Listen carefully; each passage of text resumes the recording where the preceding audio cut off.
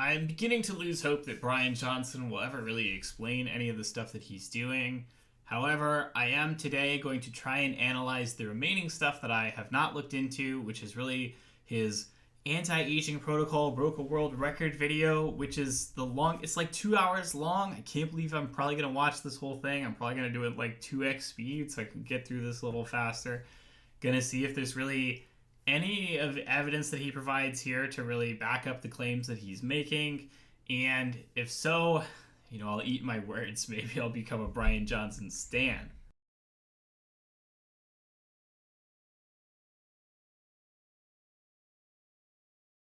This as well.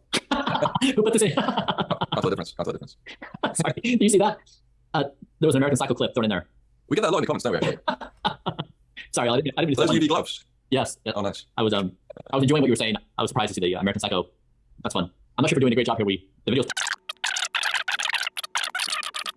All right, so I've listened to like 20 minutes of this. I'm gonna reserve judgment until later, but I'm gonna assume that large chunks of the video are basically gonna be the same. It's just them commenting on some footage they have. Based on the other videos that I've seen, it looks like they filmed a bunch of documentary footage. They made this thing where they comment over a lot of it. They cut a lot of it up into Bryan's other smaller videos. Yeah, so a lot of this is stuff that we've roughly seen parts of before.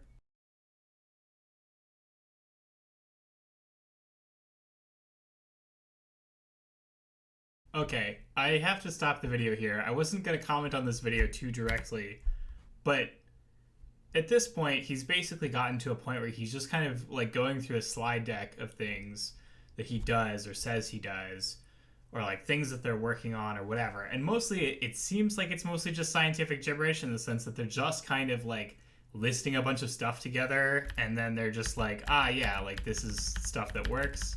Like it's weird, for example, that right here they have a lot of like very like specific stuff in here along with a lot of very vague stuff. So they say things like, okay, we have 1,977 calories per day. Okay. He says here 18-hour daily fast. That's wild. He's never mentioned, as far as I know. I mean, again, I haven't been paying super close attention to this specific video, but he's not mentioned elsewhere in any of his videos, I think, that he does an 18-hour fast and that he's doing intermittent fasting. He's been very vague about large aspects of what the protocol involves. So this is incredible that this is the first time I'm hearing it.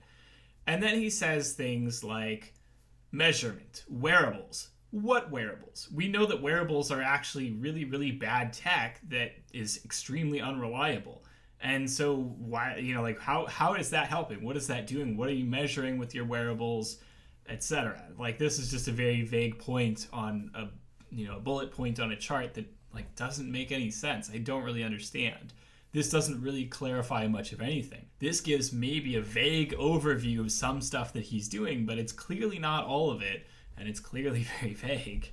Then he goes right into this bizarre thing about chocolate and why specifically you have to have Blueprint's level 5 chocolate. Very bizarre that you're, going into like this sudden amount of detail on this specific thing when you just glossed over a lot of detail in the last, and you weren't even talking about chocolate at all. Like that wasn't even something that was part of that discussion.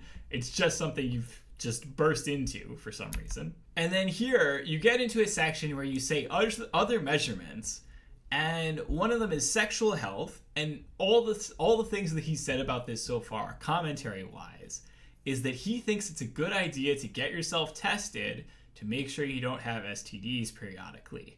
And that's a bizarre thing to put as like a thing that you're bragging about, I guess. Like to say like, I'm super healthy. I know this because I'm periodically getting checked for STDs. Okay, but that's not a concern that most people were having when they were talking about their long-term health.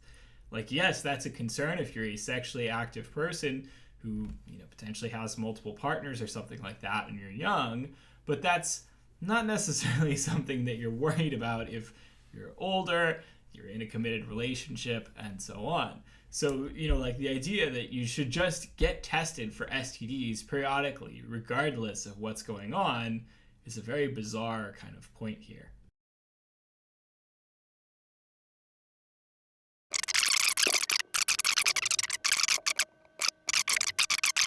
Yeah, and I have gray hair. Like I think I had gray hair when I was 27 years old. Really, I think from my chronic depression, and at that point, not now. And I was an entrepreneur, startup after startup, 3 young kids, bad relationship, leaving the church I was born into, like just a really brutal time for me. And we've not yet been able to reverse the gray hair. And it's one of our things we're trying to figure out how to do. Yeah, we've got some strategies. Like, again, if you're actually getting younger, like you keep saying you have, then you wouldn't be having to struggle with gray hair. Like that's just more evidence that you haven't actually gotten younger, because that's one of the key markers of aging. I love this. He just immediately skipped over the part where he has a slide about practical takeaways, or like, okay, here's the list of what I should be doing, and he just like ignores it and keeps going. And I mean, it looks like he's saying, okay, focus on sleep, 20% caloric restriction with optimal nutrition, 30 minutes strenuous activity 5 times weekly, don't smoke, don't consume excess alcohol, get wearables to follow your data, eat these recipes that he's come up with, start your own supplement protocol. That's great. That's all normal stuff that people have been doing for 50, 100 years that we know doesn't make you age in reverse. If you're saying that this is the quick takeaways of rejuvenation, none of this proves that you're aging in reverse. You can see the difference here. Oh, yeah. My posture right here. This is why.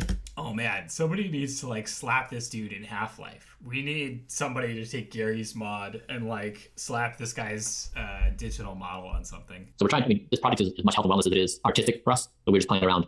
Yeah, and that's it. All right, any final comments, any thoughts on your side, Oliver? Yeah, I'm interested to see the, All right, so I guess they're done really with the meat of the discussion. Okay, that's what I have to say about this video. I've also decided that I was going to go into his website and see if we can really nail down some more specifics there. I went to his website, clicked on the protocol. I got pointed to this section, which I think is very funny. It has a lot of bizarre gobbledygook as well, like this graphic, for example, where he's just listing like some random numbers. Like he's just like, I can leg press 800 pounds. That's in the top 1 to 2% of 18-year-olds. Like, man, I could leg press 1,200 pounds when I was like 20. Like, what are you talking about? This is not important or interesting. He has a link to this book here called Don't Die by Zero. Apparently Zero is his pen name or something like that. And I clicked on it and I found that, you can buy it, obviously, a hard copy, but you can also read a free PDF. And if you go into the free PDF, it's just like some weird fiction that he wrote that's like, it's told as a story between these characters. There's like a character whose name is, what is it? There's a character whose name is Scribe. There's like a bunch of weird stuff that's just like there's a character who's just called Farm Boy, right? Like this is all just very bizarre stuff that is not scientific at all. It's like, yes, you can write this. This is maybe your philosophy. I don't really want to read this whole thing. It's like, how many pages is it? Christ. 166 pages. And it's just going to be why he believes that he can live forever or whatever the case is. And I don't need to know that. What I care about is the evidence. I care to know about how he thinks he can live forever. And so this is not necessarily applicable or interesting to me. Then there's a bunch of lists of, links to his YouTube videos. And again, it seems like he, had a bunch of documentary footage shot and then he cut it up into a bunch of different videos and so on, took a bunch of promotional images out of it, And then, he's got, philosophy, blah, blah, blah, bunch more jargon, bunch more stuff. Again, he's listing here his biomarkers that he's improved over time. At one point here, he says, his rate of aging is 0.69 based on state-of-the-art epigenetic clock Dunedin pace. And I'm kind of like, okay, here's the DNA methylation stuff that he's talking about, that he's mentioned in his videos, that he's never explained. Maybe this is where he's finally going to explain what that is. And I click on the link, I follow it, I go through the link, and it just says Dunedin pace is a DNA methylation biomarker for pace of aging. Once again, there's no link to anything. There's no like what the research is behind this. There's no like, there's no link to what's actually going on. At some point here, he's like, okay, here's a test that you can buy. Here's the link to the test you can buy to test your age.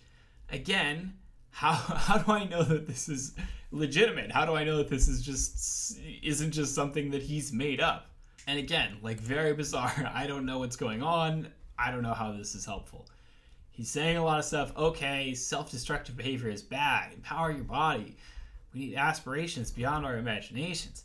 That's all great stuff. I love that. But here we go. We finally get to the actual recommendations. And like I said, based on the video, he's basically saying, okay, manage your sleep, eat healthy, take a lot of supplements, work out a bunch every week. And, that's all stuff that's extremely uncontroversial, absolutely does not make you age in reverse, right? And then he's basically saying, okay, you've got to track progress with measurements, you got to get all kinds of tests, and you got to work on specifically targeting and improving these biomarkers. And again, that's all great stuff. That is all treating the symptoms of the illness, not the illness itself. You can treat the symptoms of aging all day. You can make it so that you have all these biomarkers that are more akin to somebody who is younger than you. That does not mean that you are aging in reverse. You are not treating the root cause of the illness. The root cause of the illness is aging. You are aging. He has not provided any evidence that any of the stuff that he is doing, for the most part, is actually causing him to age in reverse. Aging is caused, as I understand it, by micro like breakdown in your cells that slowly occurs over a long period of time.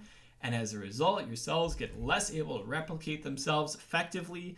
And as a result, you get older. All your biomarkers tend to go downhill. And eventually you just get to the point where you die, whether that's due to a heart attack, or whether that is due to illness, or whether that is due to injury, or whatever. And I have seen no evidence so far that Bryan is treating anything in terms of reversing aging on a cellular level. What I have seen is a lot of evidence that he is taking a lot of tests, he is trying a lot of experimental therapies in order to reverse specific biomarkers that he has found issues with. And again, that's all great stuff. That is what we would fall into the category of being healthy. He's an extremely healthy person for his age. But we have not proven so far that any of this stuff is reducing his age or making him age in reverse, which is the much bigger claim. And what we see here, this is funny because here he says, okay, yes, you're supposed to have these 2 meals from the protocol, but then you can have a third meal that has a bit of variety. That's wild, because this is exactly the issue that I had with his video about this, in which I said, hey, it looks like you've accounted for maybe about 2/3 of your calories. What's going on with the rest of it? You haven't told us anything. The answer was, yes, you are supposed to have a third meal, and he didn't clarify that at all in the video, which seems incredible given that, again, that is like 1/3 of your calories for the day. He left out about 1/3 of the total. Of course, he's still trying to sell you his olive oil, his chocolate, whatever. He's still trying to make some money off of this. Here he lists a lot of supplements he takes. That's great. A lot of these supplements are probably not doing much of anything for him, but sure, whatever. Yes, it's a good idea that he's getting regular blood panels, getting himself checked out, getting himself measured. I am also afraid that he is doing something where he is testing himself too much.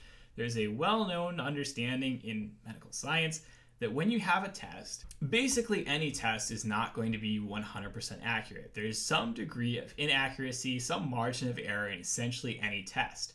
And so I think that a lot of what he's doing is just testing himself a lot and doing the thing where he's maybe pathologizing normal differences, or where he's finding normal variations in numbers and he's just getting like really upset about them and like focusing on fixing them when there's nothing to fix necessarily. And again, here's like a lot of the slides that he shared on the video, and here's a lot of the stuff that he does that he's already discussed a little bit. There's a lot of the results that he's talking about in terms of sharing all these measurements that he's done, and he's improved them. And again, he's not provided at any point any evidence that any of this stuff is anti-aging. He's not provided any evidence that any of this stuff is actually making him age in reverse, which is the strong claims that he is making that I don't think are really held up by any evidence whatsoever. I love that he's got a little photo section at the end so he can show off his physique. Great for him. I don't know what this is about. Why is he doing this whole Wolverine pose here? What does that have to do with anything? I don't know. And it looks also like he's been doing like monthly progress reports for a while. I guess that's what his whole thing is here. Yep, he's got a bunch of random stuff. He's got, okay, December 2021. He's going back further. Okay, great. And I love these disclaimers at the bottom too. Any claims regarding measurement or reversal of biological age are preliminary and can be influenced by various biostatistical errors, including statistical variation, which I am talking about, exactly the criticism I've been making, reference range relevancy, exactly the criticisms I've been making. A lot of these numbers are not relevant to anything, and clinical outcome significance. Yes, a lot of the clinical outcomes that he has been going for are not necessarily significant. Ongoing formal peer-reviewed studies are essential for validating biological age tests for FDA approval. These biological age tests are not validated for FDA approval. And confirming any clinically relevant changes in biological age. The data presented reflect our team's rigorous efforts to adhere to current scientific and biostatistical standards, while formal peer-reviewed validation studies are underway. These tests are experimental and intended only for research purposes. This should not replace or supplement any clinical tests recommended by licensed medical professionals. What that means is he is admitting right there, we don't have any data. This is not scientific. We hope that this can become scientific someday if we do enough science, and if so, maybe he'll be proven right. In the meantime, it would be irresponsible for him to make claims otherwise, like the fact that he is aging in reverse, which he has claimed repeatedly. But here's the deal. Bryan Johnson is not necessarily doing science. When you're doing science, what you typically do is you take some kind of intervention or protocol, you could say the blueprint protocol, for example, you test that on hundreds or thousands of people, you see what results you get from those people, you ensure that those results are not due to things like statistical biases and so on, you filter out all those things that could be causing problems to make sure that the results you're getting are actual real results that have statistical significance. Then, you may have to repeat that research a few more times to make sure that that first time wasn't a fluke, and eventually you get to a point where you have enough research that you can say, hey, awesome, this stuff works, right? And then you can make specific claims about maybe the underlying mechanisms for why stuff works or how you can improve on it in the future and so on. Realistically, what actually happens with science a lot of the time is that we do not have good funding to make good research, or research is done in a shoddy or poorly conceived way. And as a result, you have maybe 10 studies on something, all of which are much smaller sample sizes, maybe just 10 people at a time. Maybe there are significant errors in study design. And as a result, you get 10 that are all sort of like mixed data. And eventually you have somebody who understands how to read scientific research. They sit down, they interpret those 10 studies, and they say, okay, it looks like maybe there's a small benefit for this thing in this direction if you have this specific issue or whatever the case is. And when you listen and sit down and listen to actual people who are talking about science, actual people who do this research, they talk about this sort of stuff very differently than the way Bryan Johnson talks about this sort of stuff. I highly recommend that you sit down and listen to a Stronger by Science podcast about anything. You can ask them, hey, are artificial sweeteners good for you? They can talk about that for 5 hours. They can cite you every study in the world. They can give you every piece of evidence available. And at the end of the day, they'll say, yeah, seems like it's fine. Maybe there's some issues in some contexts, but that's it. It's an extremely complex question, right? Now, let's imagine that you're talking about an incredibly more complex question than artificial sweeteners, like, for example, human aging and how you could potentially reverse that. That's not stuff that is simple and easy to boil down, right? And this man is just confidently saying things where he's like, I've reversed my biological age. I've reversed my age. And Again, he's using a marker that apparently has not been validated by the FDA. He is not got any studies that he's citing or anything. He's just proposing a potential protocol, a potential intervention, right?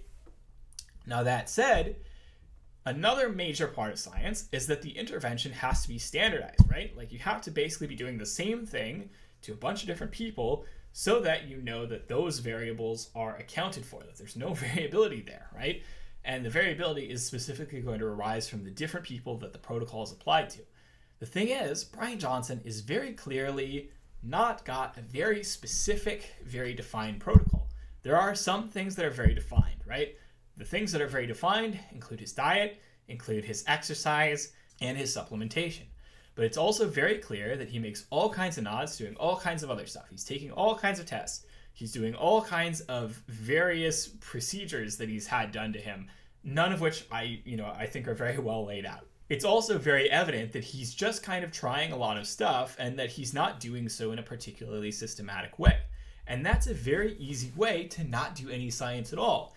Because when you're doing science, you need to do like one intervention at a time, right? You need to be like, okay, if I do this one thing, I know that that's probably what caused the effects that I had, versus if you're doing like 3 things at once, then you don't know which of those 3 things caused the effects. And so the problem is that he's using the kitchen sink approach, right? Which is that he's really trying literally anything he can do and everything that he can do that he thinks will make him healthier. At the same time, that makes it virtually impossible to say that what he's doing is science. He's being a guinea pig for a lot of different procedures, yes, but that doesn't necessarily mean that he's doing science, because this is not something that could be easily retested, repeated, done with other people. He is vague about what he's doing. He's doing so many interventions at once that it's impossible to know which stuff is having which effect, I would say, or how they're all interacting. Oftentimes you do 2 things and they interact very differently than if you did the 2 things individually. And it's very clear that this entire thing is, I don't want to say a stunt, but he's basically done this whole thing. He's done this whole documentary. He's done this whole thing where he chopped it all up into a lot of different types of content. And it's pretty clear that this is self-promotion. I don't necessarily believe that Bryan Johnson is aging in reverse. He's not really provided any evidence of that. I think that certainly he's a very healthy individual for the most part. Definitely he's covering all of his bases in terms of getting all the major stuff that we know works in terms of sleep, in terms of diet, in terms of exercise, in terms of supplementation. All that stuff is great. All of that stuff is definitely doing a good job in terms of keeping him healthy. That said, again, all of that stuff is stuff that we know doesn't make you age in reverse. Since, I would say, the dawn of time, people have wanted to live forever, right? And this is such a common theme in human psychology that throughout the ages, people have always tried to hunt for ways to live forever. This could be, religious dedication in the form of, turning into a monk and meditating all day and hoping for, basically boons from the gods who would give you infinite health or whatever the case is. This could take the form of various kinds of European alchemy, where they're trying to get the philosopher's stone, which turns stuff into gold and grants you everlasting life. This could be stuff like the roots of modern Taoism, we all know the Tao Te Ching and the philosophical end of it now, but a lot of people don't realize that what really Taoism grew out of a lot in the past was essentially this East Asian sort of alchemy attempt to live forever, with the idea that you could do this via very specific things that you ate or activities that you did or whatever, right? And so the reality is that since the dawn of time, people have been hey, I think I can figure out a way to live forever, right? I think I have figured out the thing. I think I know what it is.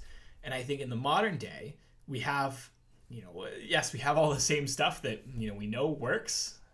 Exercise, diet, good sleep, not smoking, not drinking a ton of alcohol, etc.